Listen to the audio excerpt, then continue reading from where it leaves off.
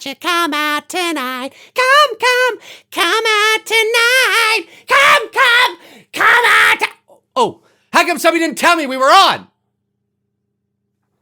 Hey folks, how you doing? Dave McRae here. Can you imagine? So how you guys doing? It's been a while. I think it's been like 10 days since I last talked to you guys. Actually, no, that's not true. I did upload a video a few days ago in honor of Star Wars Day on May the 4th. May the 4th be with you. If you guys haven't checked out that video and you're a big Star Wars fan, check it out. It's on my channel now. It's the last video that I uploaded prior to this one. Let's just say there's a lightsaber battle in it that you guys might want to check out. Just saying.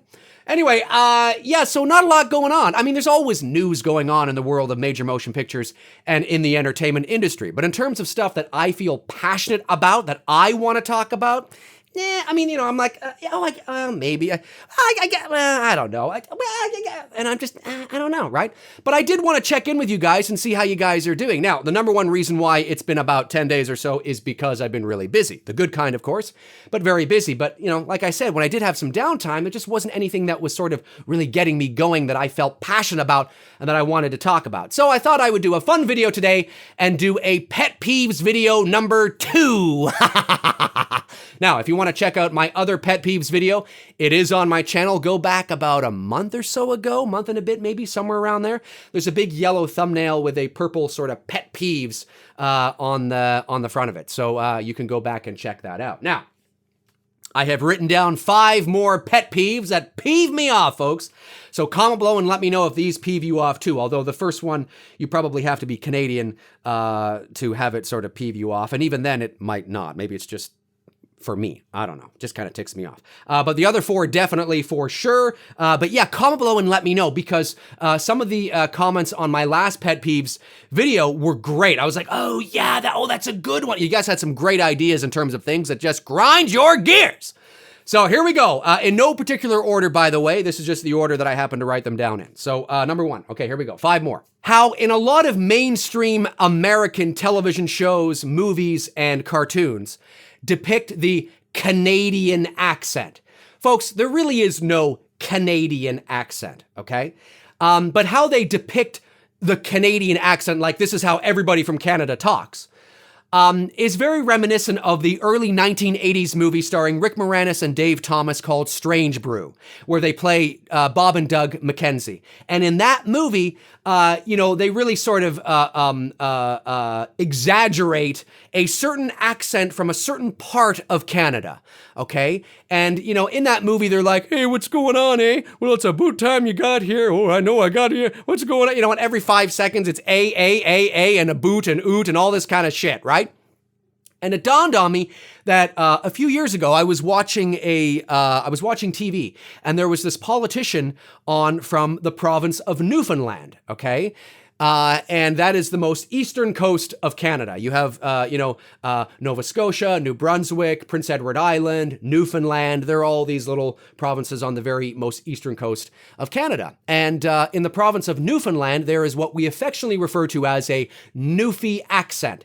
And this politician was from Newfoundland, and his abouts and outs were very rounded, very much, a boat. Right? So, well, it's boat time. And I was like, oh, interesting. And I sat there, I thought, I never noticed this before for some reason. Now, I've never been out there, so that's probably why I haven't noticed.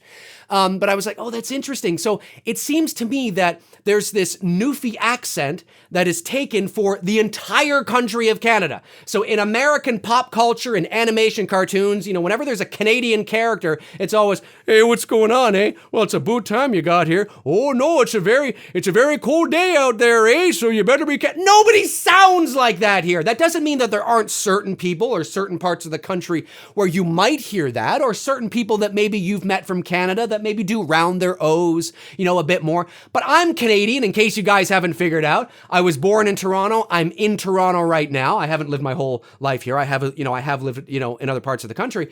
But when was the last time you heard me go, oh, it's a nice day today, eh? It's about time I checked in with you guys. No. I mean, that's no different than me saying the American accent, like the accent that is just American. Everybody in the States sounds like this, is like this. Well, I guess I'm gonna sit on my front porch with my shotgun and wait for my friend Cletus to show up with his soccer ball and his son Donovan so we can go out and shoot some ducks. Well, it's a nice day. I mean, that's no different than me saying that is the American accent. No, that's a certain part of the U.S., maybe in the South somewhere where you might hear people kind of sound like that. And even then, that's a real sort of stereotype exaggeration of that accent, right? So, that's almost like, Gomer Pyle from the Andy Griffith Show. Well, Andy, how's it going there? You know what I'm saying? But it's no different than me saying that's the American accent. And the reason why it bothers me so much is because, number one, we don't sound like that by and large. And number two, it makes us sound like we're like 11 bricks shy of load. Like we're really, really dumb. How's it going, eh? It's a nice day today, eh? It's a boot time you got here. Welcome to Canada, eh? Well, be careful of the moose across the street. You got to be careful. There's that moose over there, eh? And it's like nobody says a 55,000 times in one paragraph. Hey guys, how's it going, eh? Well, it's a nice day today, eh? So I thought I would check in with you guys, eh? And so tell me about Halloween 2018, eh? It's no. And like I said, it only bothers me because it makes us sound so dumb. And because not necessarily a lot of you, but there are a lot of Americans that don't know a lot about Canada, right? They think we're, cold all year long. They think that, we sound like this. And I'm like, oh God, the last thing, you guys need to do is perpetuate the stereotype, in some real big blockbuster movie or something really popular. Now people think we actually sound like that. Now, I mean, there are a lot of Americans that don't think that. They get that, it's a stereotype. But it's like basically that accent, like that Canadian accent, you would never hear in any part of the country other than like the most eastern coast, like this little province called Newfoundland. The rest of the country, by and large, people sound like me. Okay, so anyway, that bothers me. Number two, crossing the street, pedestrians and motorists and crossing the street. Pedestrians, look, hey, listen, by and large, I am a motorist, okay? But when I park my car downtown, I suddenly become a pedestrian, right? If I park my car, and I'm about, 2 or 3 blocks away from where I gotta go, I suddenly become a pedestrian like a lot of us do. But one thing I always keep in mind is I understand the place that I'm in. Listen, Toronto's the 4th largest city in North America. There's like 3 million people here. It's the New York of this country. Hustle and bustle, honking and horns and all that kind of shit. You got to work with the flow and in the vibe that you're in. Okay, you got to become a part of the city. You got to work with the flow. And just because you're a pedestrian and you have the right of way, yes, you do, doesn't mean that you negate all responsibility and you can blindly walk into the intersection without looking both ways because shit happens. And at the end of the day, just because you have the right of way, if I were to hit you, you're going to be dead. Yes, I might go to prison and do some jail time or have a huge fine or my insurance goes up or whatever the case is, but I'm going to be alive and you're going to be 6 feet under. So who cares at the end of the day if I was in the right? I was in the right. Yes, but you're 6 feet under. So, who cares, right? At the end of the day. So, the point I'm trying to make is that, yes, when the little guy is, on the thing and you have, the right of way, still look both ways because there are times I will come up to, an intersection. I'm sure we've all done this. We turn on our, blinker light, right? And we're going to turn. And the walk guy is on, but there's nobody there. And you're like, oh, okay, I'm going to turn, right? And then all of a sudden the pedestrian comes out of nowhere. They dart out from, behind a mailbox or like, a lamppost, or they come running up, right? They come running up and you didn't see them, but you've checked your blind, you've done everything. You've checked your mirror, you've checked your blind spot, and all of a sudden there they are. And you're like, oh, geez, and you slam on the brakes and they look at you like this. Oh, I'm walking. Look at the light. What you done walking? And it's like, fuck off. Fuck off, okay? Don't just blindly walk into the intersection or blindly run into the intersection because you have the right of way, okay? This doesn't mean you don't have responsibility. You still have responsibility. You still gotta look both ways. This is a massive city. This isn't a small fucking town, okay, of like 10,000 people. This is one of the largest cities in North America. Oh, it just infuriates me. They give me this look like I've done something wrong. No, I haven't done anything wrong. I haven't. I've looked, I've checked, all my spots. there's nobody coming, I'm going to go, and you dart out of nowhere, and because you technically have the right of way, that gives you some sort of, authority to go, yeah, come on, you guys, yeah. I want to fucking get out of my car and punch him in the face. Anyway, we got to work together here. Have some objective awareness of your surroundings and situations. And if we work like when I'm crossing the street, okay, another example is this. When you're a pedestrian and you're crossing the street and there's a car up there that wants to turn, right? And you have the right of way because, the little guy, who's walking is on, you have the right of way. Don't fucking take your time. Okay, look, if you have some sort of hip problem or knee problem or leg problem or you're 95, I get it. I understand. Take all the time you want. You got to walk or you're in a wheelchair. Fine. That's okay. But if you're an able-bodied person, okay, and you're perfectly fine, you're young, you're fit, okay, trot across the intersection just because you have the right of way. Don't take your measly ass time just out of principle, okay, out of spite. All right? It pisses me off the arrogance that some of these pedestrians have and the arrogance that some cyclists have. And yes, there are arrogant motorists as well. They're all over the place. But don't think that just because you're a pedestrian or, a cyclist, you're void of any sort of arrogance or entitlement. No. Listen, another thing that pisses me off too is that cyclists obey the street signs, obey the lights. If you want to be a vehicle on the fucking street, then you got to obey the lights. When the light is red, you fucking stop your bike. You don't just bolt on through, because I'm allowed to make a turn, by and large, unless it's otherwise posted, I can make a right-handed turn on a red light. And if you're a cyclist and you're coming right, no. You want to play with the big boys? You want to be on the fucking street? You obey the lights. That's what you do. Those lights are for you as well. This is not your little fucking small town growing up in the 1980s where you can ride on the sidewalk and you can bolt through intersections because you live in a town of 25,000 people. Doesn't happen. You obey those fucking lights. Okay? And motorists, the same thing. Watch out for the cyclists. Don't just assume that we all got to work together here, right? But fuck, it pisses me off. Cyclists, pedestrians, motorists, just because you have the right of way does not mean you're void of any sort of responsibility. You got to go through the motions, especially those fucking pedestrians and cyclists. Because cyclists feel that because they're on a bike, because they're in a weaker position, right? They're in a weaker position where if they were hit by a car, they're the ones that are going to die. So they feel that because I'm in a weaker position, all the responsibility falls onto the drivers. No, it doesn't. You have responsibility too. You have responsibility. That red light means stop. Anyway, here we go. Number 3. This is a perfect segue into number 3. Lack of objective awareness. Oh my God. This totally can go in with number 2 as well. Lack of objective awareness. Now, there's so many different situations and scenarios where this could apply. But let's, for the sake of argument, let's look at it in terms of like a grocery store. Here's an example, and you comment below and you let me know of other, situations where people lack objective awareness. So you're at the grocery store, you got your cart, and you're pulling around the corner, and all of a sudden there's a cart in the middle of the fucking, laneway. And there's a lady over there looking for Heinz ketchup, and that's her cart. Like, what does she do? She walks, oh, I need that Heinz ketchup. Oh, just go over there. Don't leave your cart in the middle of the fucking aisle. Have some objective spatial awareness. Move your cart over to the side and then go look for your Heinz ketchup. Because I come around the corner and I'm like, oh, excuse me. And then you look at me like, oh, sorry. What do you mean, oh, sorry?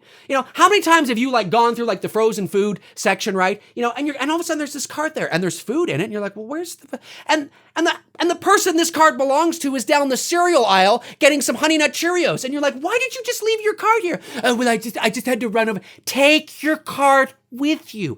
Have some objective awareness of your space, okay? The grocery store does not revolve around you. When you're pushing your cart, if you see something over there, move your cart over there. If you see something on the shelf, just move your cart over closer to the shelf so other people can go by. Don't just fucking leave your cart in the middle, bend over with your ass crack showing and take your time to pick up something on the bottom shelf.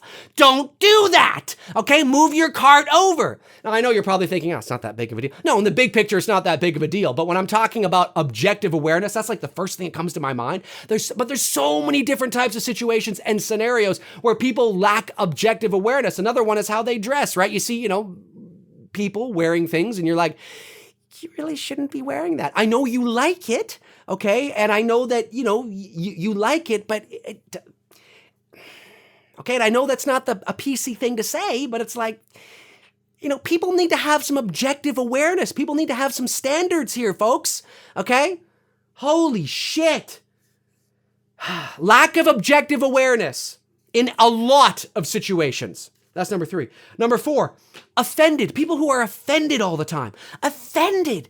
God, this word is, and I'm supposed to feel bad that you're offended about my opinion. And it's like, I couldn't care less whether you're offended or not. I mean, maybe if you're my wife or brother or uncle or aunt or mother or father or best friend, yeah, I might take, it to heart maybe a bit more because, I love you and I care about you and we have a history and I certainly don't want to hurt your feelings, right? At least not intentionally. So, it's like maybe, but if I don't know who you are, I couldn't care less whether you're offended by anything I say. Nothing happens to people who are offended. So you're offended. Okay, well, go home and be offended then. Nobody woke up the next day with no legs because they were offended the day before. Just be offended. I mean, we don't have to agree. Just I'm offended. Okay, be offended then. I don't care whether you're offended. Good, I'm glad you're offended. Being offensive is good. It opens you up to other ideas and people and situations and scenarios that, don't coincide with what you think or believe. I had somebody send me a message through my Facebook a number of months ago saying how offended they were about my video where I talked about that Halloween 5, this is so true, this is true, how Halloween 5 destroyed the franchise.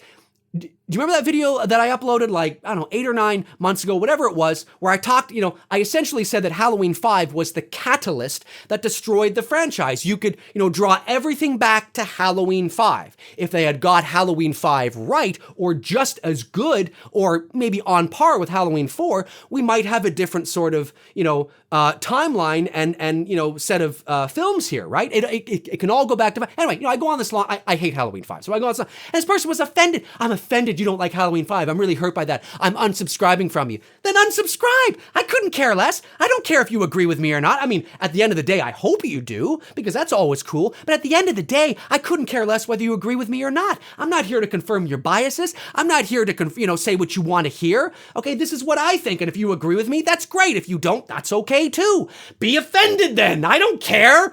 My God, I'm offended. Then be offended. They want to say I'm offended is somehow on par with I have leukemia. No, don't. I mean, that's oh my God, I'm so sorry. Oh my God, do you need anything? Help you out. How's it going? But people try to use the word offended like it's up there with those serious diseases. I'm offended, and they want me to go, oh my God, I'm so sorry. You're offended. I apologize. Maybe you need to seek treatment, or maybe just be offended. It's an emotion. So be offended. Learn from it. Learn that not everybody thinks like you. Who cares? Anyway, number five, yes. The final pet peeve for today is when you're sitting somewhere, whether you're in your car or you're in a movie theater or you're on a bench or whatever the case is, and somebody, there's all these spots. Okay, for the most part, there's all these empty spots in the parking lot, and you're in your car just chilling, waiting for somebody, or maybe, you're checking your phone, before you go in, and somebody pulls up and parks right beside you. It's like, why are you parking beside? There's all these spots. Why are you parking right beside me? Right beside me.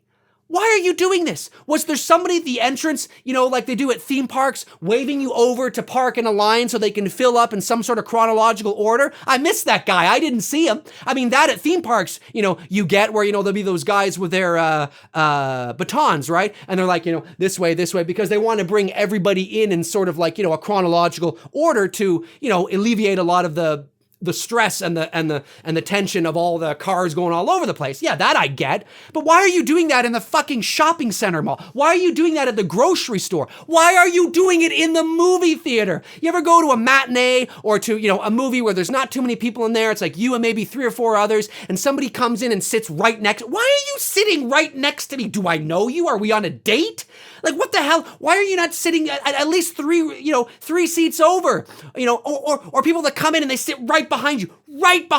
Really? You got to sit right behind me? I know that there's always that, that race for the center seat or, the right height. I get that, but do you have to sit right behind me? Can you not sit like, a seat or two over?